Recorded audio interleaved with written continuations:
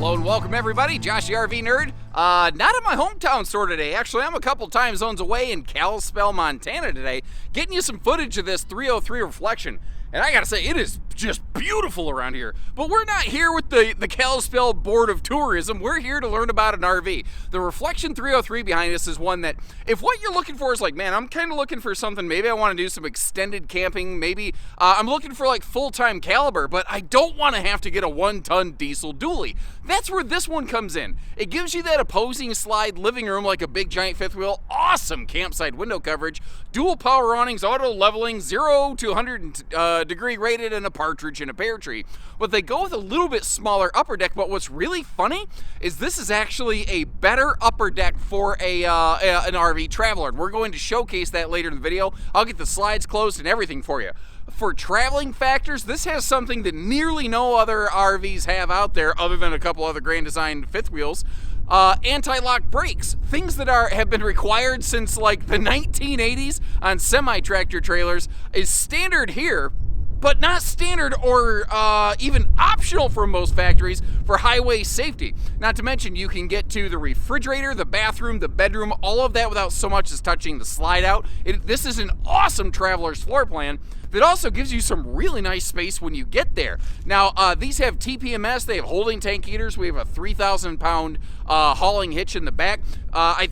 This is the big 16 cubic foot 12-volt fridge, so you're getting their bigger, like, what is it, like 270-watt solar panel or 320-watt or something like that. I'll get that clarified on screen here. A lot of good, big things going on here, and something that's a little bit more in that Mama Bear mid-size package. Now, it's got a couple hitches in its giddy up. We're going to share some good with some bad as we go, and let me know what you think of this one. Where did they nail it? Where did they fail it? And if you appreciate the fair look at these, make sure you hit that subscribe button, and let's get in there. Now, if you start looking around, you're going to see this is a fairly generic layout, like Eagle, Cougar, Avenue, the Brinkley 2900. There's like 4 or 5 other pretty high-level builders that make something like this. And certainly there's a whole collection of more budget-focused fifth wheel builders as well. And I don't mean that as like derogatory. There's nothing wrong with having a lower budget point. Not everybody wants the whole hog. Some people are just ready for a ham sandwich, But this kind of floor plan, if you're not sure exactly which brand you want to go with, it can make for a really good comparison point, because when the layout overlaps, you get to see which features really define each brand. So let's kind of start from the top and work our way down. Up top here, we've got that rain sensoring big XL vent fan to keep that airflow moving. And you may notice they don't do frameless windows on these. They do the max airflow framed out windows. I also love the little details like the radius edges on those kitchen countertops. I'm a clumsy oaf, and I can't tell you how many times I have straight speared myself on those things before.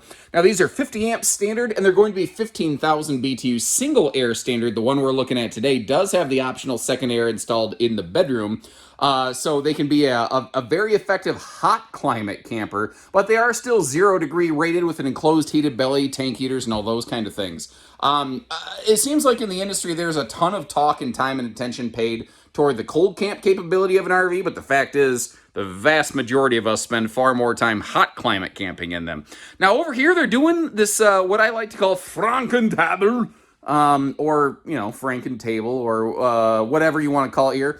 That is a floating, like storage ottoman boot bench, whatever you want to call it. You can move it around, and you'll actually see later I'll move it in front of that sofa for a little bit of foot recliner space there.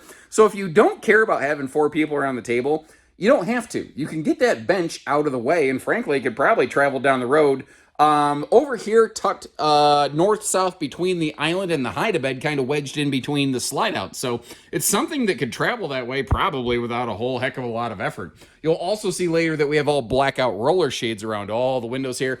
And so many brands will not do overhead cabinet storage on the camp side of an RV to maximize windows instead. But I think if you look at this one, they did one heck of a job giving us some really good window coverage. So, for lack of a better way of saying it, man, I ain't mad at it.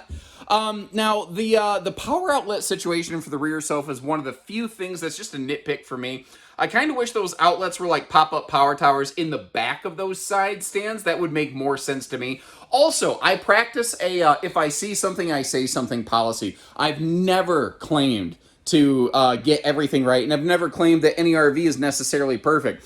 This is a rare find in my experience in Grand Design. That piece of trim right there was cut just a little long, and it's having a little bit of a bacon bow-out effect right there. But that's little stuff that, we'll get resolved for you before you take this thing home. But I just want to be fair. I just want you to understand exactly what it is you're getting into and looking at. Now, over here, straight across from the theater seat, you've got that just direct facing no neck wrecker entertainment center. If I plop my butt down here, you can see how they do not have it mounted all the way up at the ceiling. That is what I prefer out of a entertainment center. It just feels far easier to view. And that is a Roku Smart TV, by the way. So if you're doing the whole cut the cord revolution or whatever, you can do your streaming TV. That's what I prefer, my 2 cents. Now, let's do some good news, bad news. Again, I want you to have a good, fair estimation of what we're looking at. This is very pet-friendly. They don't do any heat vents in the floor. They're all carpetless slides and flooring all the way through. The heat vents in the living room actually come out of the island base. But if you notice, it is a step-up slide. I suspect more and more manufacturers are going to start getting rid of that toe kick in the kitchen slide over here. It's very possible to do that, but it requires a chunk of re-engineering, and it takes a little bit of time. So I'd be kind of curious, is the kitchen toe kick, I think a lot of people would say, yes, of course, I would prefer that to be floor flush. But let me ask you this question. Is it a deal breaker factor? That's kind of the major issue I'm curious about right there. Bigger oven on these too. So again, if you actually need something that can cook more than a pigeon, you want to cook a pheasant. That's my apparently unofficial sizing for cooking in RVs right there.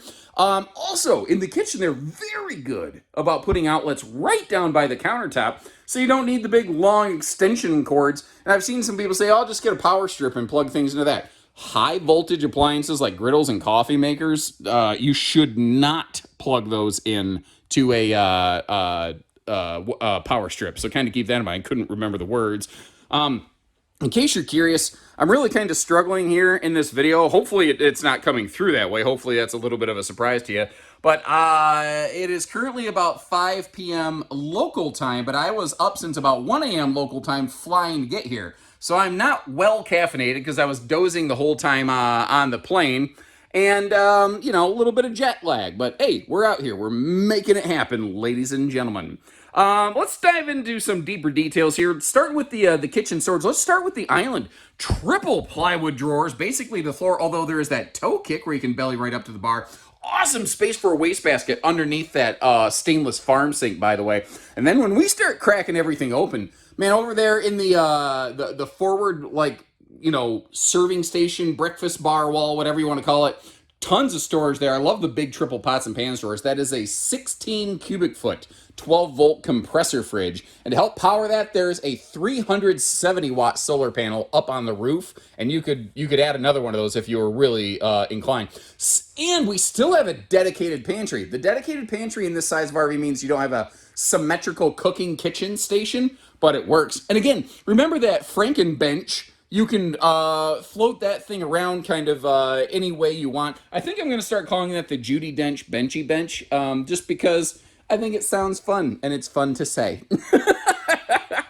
And the dining, again, if you want it to be just a couple's rig, you don't care about entertaining guests or anything like that. You don't like the bench. It becomes an ottoman. There's no real kind of downside to this arrangement. So if you don't like the half bench, half table thing, just make it a table, use it like a floating storage ottoman, or just get rid of it, throw it on the burn pile. I don't care. Before you do that, give it to me, because I think that thing's awful kind of nice, by the way. And this is a neat thing. The lights right above the dining are actually on a touch-sensitive dimmer switch right there in the slide box. So where that can be really nice is if somebody's back here on the rear hide-a-bed, kind of where I'm sitting, and you've got like a grandkid for the weekend, you need to give them a little bit of a night light to help them see their way up to the bathroom or something. You can do that very easily here. Now this is a very social floor plan with the two couches in the back. And although it's not pivoted right now, remember that TV can turn. So if you want to kind of lay over here and kick your feet up and then turn that TV out, you could do that too. There's really Not a bad seat in the house on this one. Now, something that's not as obvious because I don't think I opened it for you. All of the latches on this, they're all magnet latches, which I really like. And these are all hardwood doors. Now, your cabinetry is not all hardwood. Your cabinetry is called lumber core, where it is pocket screws into wood, but it does have a sticker veneer wrap. But inside here, this is where you have your solar charge controller and your main control panel. What I like about this is you still just have switches for everything.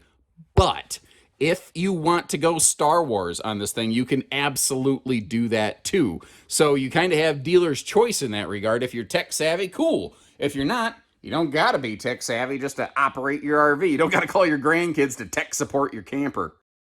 Now, the bathroom of this is very interesting. There's a couple things I think they did really well, and there's a couple things that I think you might not like, but may be able to live with. I don't know. They might be deal breakers. Let me know as we go. First of all, porcelain foot flush stool, and that is one of the only places in the RV that you see a floor heating vent, just because it's where they had to put it. You might have noticed the light kick off there. You can set a light to motion activated mode here in the bathroom so that you don't have to make a bunch of noise smacking the wall panels to light that up at night. Now, as you noticed right there, there's plenty of room for a big oaf like me around the toilet, but it does have that. This is going to be potentially your linen cabinet space. They gave you a lot of different storage options in this bathroom, but depending on what you do with it, using one might cancel it out from using it in a different way, if that makes any sense. You'll see in a minute.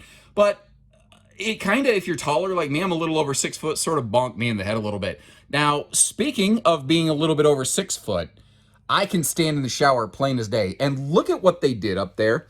Instead of a skylight, which is literally a giant hole cut in your roof, that is, because the skylights heat up more easily, it wears out the seals around the skylight more easily. It is, in my experience, one of the first leak points that develops on an RV. They have eliminated it completely, but they've built in this integrated ceiling tray. So the headroom in there was fantastic. And by integrating a light into this thing, there's that motion light kicking on.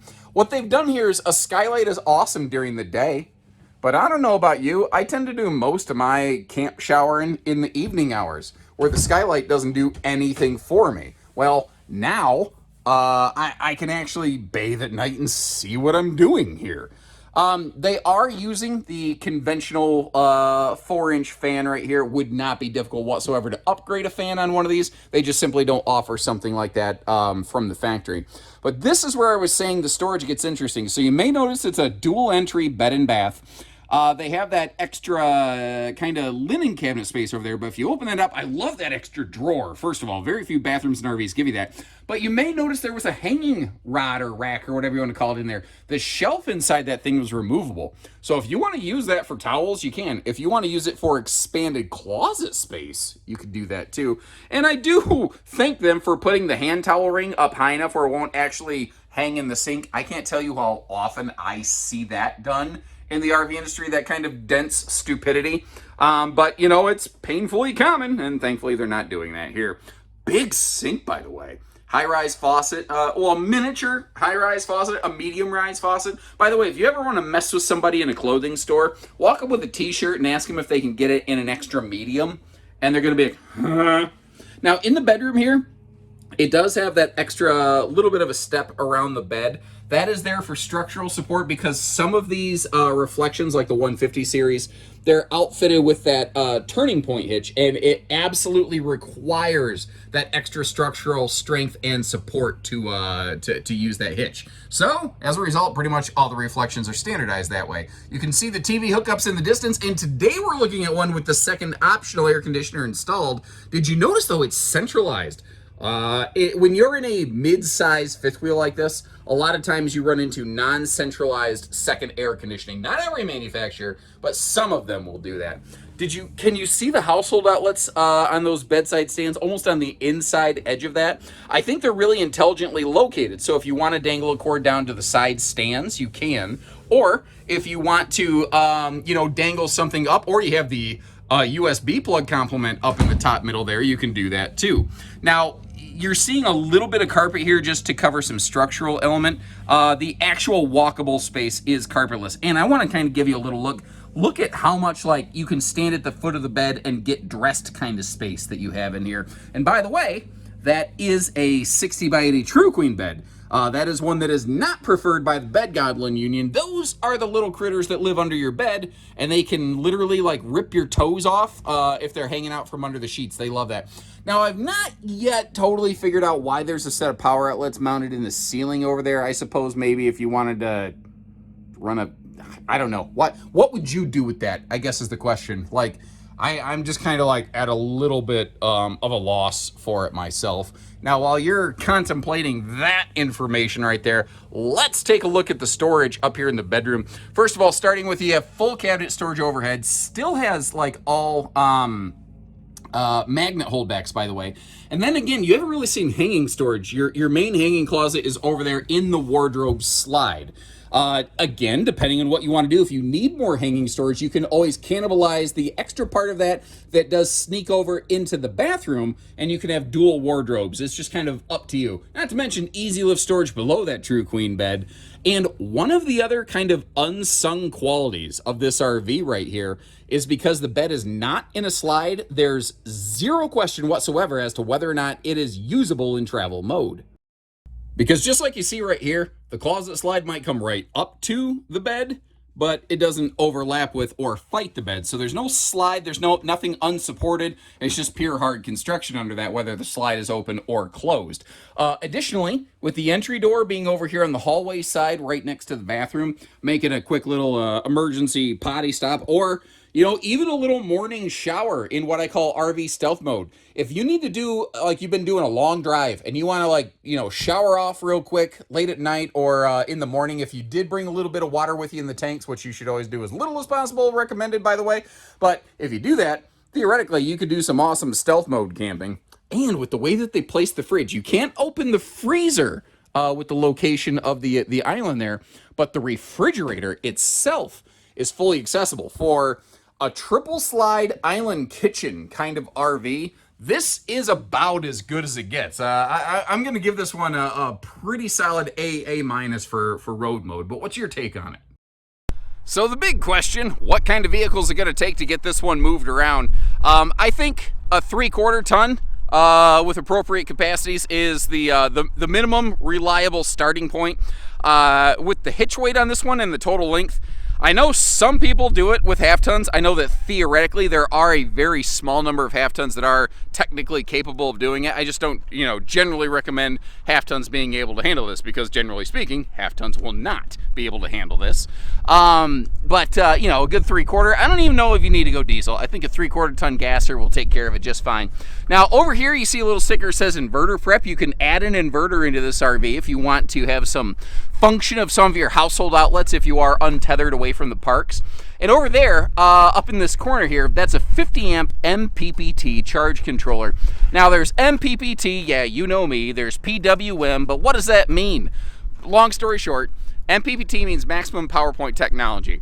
It's a little more expensive charge controller, but it converts more sunshine into lightning housed in those batteries. And being a 50 amp controller, if you wanted to add a second panel up there on that roof, you'd absolutely be able to do that here. Now, what I don't know offhand, because I see too many RVs and I can't remember all of it, and I'm not an electrical engineer, so kind of keep that in mind, but you would want to double check on the wiring gauges and stuff before you just went slapping a whole bunch of extra solar up here, mind you. So tankless on-demand water heater, so no one has to take the chilly willy cold showers. And then just the little attention to detail here. Not only does it have the split door to make getting in this baggage compartment easier, it doesn't just all flip up so you have to duck under it or something like that, but they both have magnet holdbacks, and a lot of manufacturers will not put a magnet holdback on that swing open door right there. And it's those extra little details that I see on so many Grand Designs, especially the Reflection series, that I really like and really respect. Now, all of your tank poles and everything are all located right there in that centralized command center, that Nautilus style, and it is a single sewer outlet, so you don't have to go like a Y splitter, and you don't have to go mucking with your sewer hoses. I also really like the location of that battery disconnect being way up high, and that is motion activated lighting in the pass-through, which is always really handy. Now, let's talk some running gear things. These ride on Goodyear Endurance radials, factory standard. They have MORryde shock dampening suspension, factory standard. They have TPMS standard on reflection. That's one of the things where even in a travel trailer, when you move up from Imagine to reflection, you start to get tire pressure monitoring, which is really, really cool. The thing though, is this has something that currently no other brand of fifth wheel is offering. Currently, only Grand Design, Reflection, Solitude, and Momentum are offering factory standard anti-lock braking. If you're not familiar with why that's really important, I've actually got a whole video talking about that where I got to take a test drive on one of these, and I've got some sample footage for you. When you are in a panic emergency brake scenario and you stab the brakes, the trailer wants to kind of pass the vehicle. And the anti-lock brake system will prevent that from happening. It'll help prevent tire skid, and it will give you so much more control. What's great is it requires absolutely no horsepower from your mind grapes, because you're like, in a panic braking scenario, you're already doing everything you can to try to keep everything under control. So you don't have to think about the trailer. It's just gonna follow you. It's a huge safety thing, and frankly, I don't like to skimp on safety. I wish it was something that was almost mandated on pretty much every RV, frankly, especially travel trailers, because they don't pull as nicely as fifth wheels. Now, the underbelly's enclosed, radiant barrier, forced air heated, tank heater standard. You see the stinky slinky sewer tube down there to keep away from everything else. You may have also seen a little bit of the spare tire back there. The spare tire in this is belly mounted to keep that front compartment as open as possible. At your discretion, you could always move it. Some people like a belly mounted spare. Some people really hate it. It just all kind of depends on what it is exactly you're looking for. Probably having a hard time seeing it from this footage, but down under the tail, you do have a 3,000-pound towing hitch with 300-pound tongue limit, so you could use it for some doubles towing, something light duty. You could also use it for just a bike rack, and it does have a 4-way wiring harness and safety chain hooks. Now, as we take a walk on the wild side and get you up that ladder, first of all, that ladder is 300-pound rated. Manufacturers don't have to do that. They only had to make it 250-pound rated, so they're actually building it above and beyond what's even required. I would say for the idea of an American-sized RVer and longevity. Now, you saw the big factory standard solar panel up top there. There's also roof attic vents up there. So the heat that builds up in the ceiling of the RV in the summertime when the heat's beating down on it, it gives it a chance for all of that to breathe out. And it allows the air conditioning system to work so much more effectively. And considering this is one that, as you're seeing today, is capable of being outfitted with dual factory air conditioners, that might be a really important factor for you. When you're in those Texas, Arizona, Florida hot climates, the radiant barrier through the roof down the nose and the attic vents and the dual air, you're going to want all of that for this thing, but she can do it. So thanks again for tuning in. Remember, Grand Design does have a factory policy that does not allow us to publish a discounted sale price on a national website medium. So whether it's YouTube or our website, if you click over to our site, you'll be able to see MSRP, but our folks can get you a discounted sale price. We just can't publish that. So when you click that little link in the video description to check for pricing and availability, it'll be an MSRP price. That's not what we're actually selling it for, so please keep that in mind. And I wish there was a way around it, but if we're going to do things by the letter of the law, that's how it's got to be. And if we're going to follow that kind of inconvenient rule, imagine what we do for you given the opportunity. So when you're ready, we're ready. Take care, stay safe, have fun, and happy camping, everyone.